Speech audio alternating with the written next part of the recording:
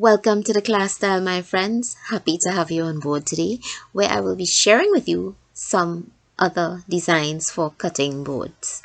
Now, I did share one a couple weeks ago, and this is the other one I'm sharing. But today, I'm going to be using a hard cardboard that I had gotten, and what I'm thinking of doing is making some templates from it, and I will actually be making about 6 different designs to share with you, and I'm just cutting it up here. Happy to have you on board with me, guys. Always a pleasure having you in my company.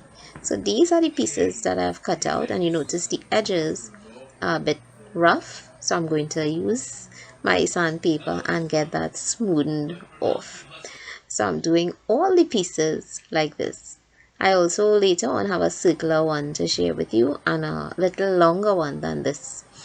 So I had mixed a light blue color, and I also have my white paint, and I'm just going to be painting on the pieces. You can use a sponge brush if you desire. I'm just using my small paintbrush that I have. I allowed it to dry. I did give it 2 coats, but I wanted that kind of cardboard effect bleeding through to make it look like a kind of farmhouse style. And what I'm doing, I'm just doing different designs on the boards. On the white ones, I put stripes. On this particular one coming down, and on the other white one, I had horizontal stripes going across. Now I have a teapot drawn out there, and this was the stencil from the original piece. I just cut out 2 jugs, and I have this sign, "Happiness is homemade," and I'm just going to be adding a piece on it for it to look like a teacup. Now I'm just passing over on these stripes that I had done to kind of blend it into the piece. So this is how it's looking. So all the pieces are put to dry. I'm cutting out my design here with my teacup and teapot. Now I did dip a tea bag, and what I'm thinking was to age the pieces.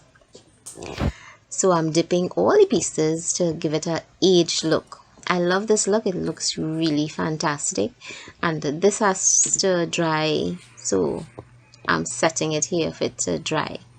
Once it's dried, I'm going to proceed. Now I'm using the one with the vertical stripes, and what I'm doing is I'm kind of rolling the teacup so that it looks like a real teacup, and I'm just going to glue it onto one of the boards. I'm just using my glue gun. I can use Mod Podge, but what I want to do with this particular one is kind of bend it so that it looks like it's actual teacup. I found a thank you from a postcard, and I'm just sticking that to the bottom. Now I left the top open because I want to insert some floral pieces at the end. So this is the teacup, and I'm just using my Mod Podge and adhering it onto the board. Now this light blue color is a lovely color. It really looks very nice against grays and blues and whites and beiges. That's, you know, your kitchen colors, or even the royal blue. My next step is to add some twine around the piece for it to look more finished. With this mug also, I left the top open so that I can insert some floral in it.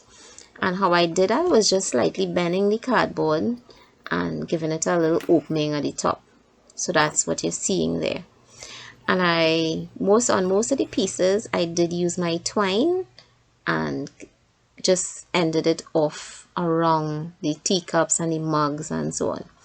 So guys, like I said, happy to have you on board. This is how it's looking, and please do like, subscribe, and share to my channel. I'm always happy to have you in my company. Thank you to all my friends who always visit me. I love you guys, and I hope you are enjoying all my pieces. So this is how that one is looking.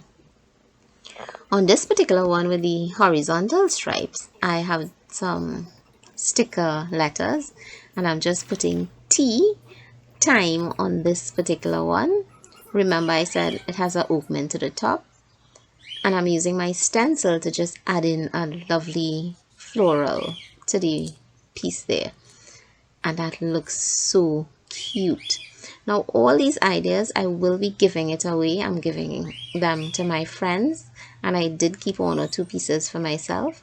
This one says pour me, and I added the heavier rope at the around the piece. This one is the longer piece, and this is a print I had, Home Sweet Home, and I'm just going to Mod Podge that onto this particular one. And this long one, I so was in love with it, but I'm giving this one away also. So I'm adhering it with my Mod Podge, and I am totally enjoying all these pieces that I'm doing. I didn't think it would have looked so good. So I hope you try it, even if you don't have a real cutting board. Down here it's really expensive, but I choose a inexpensive way to recreate this cutting board look out of cardboard.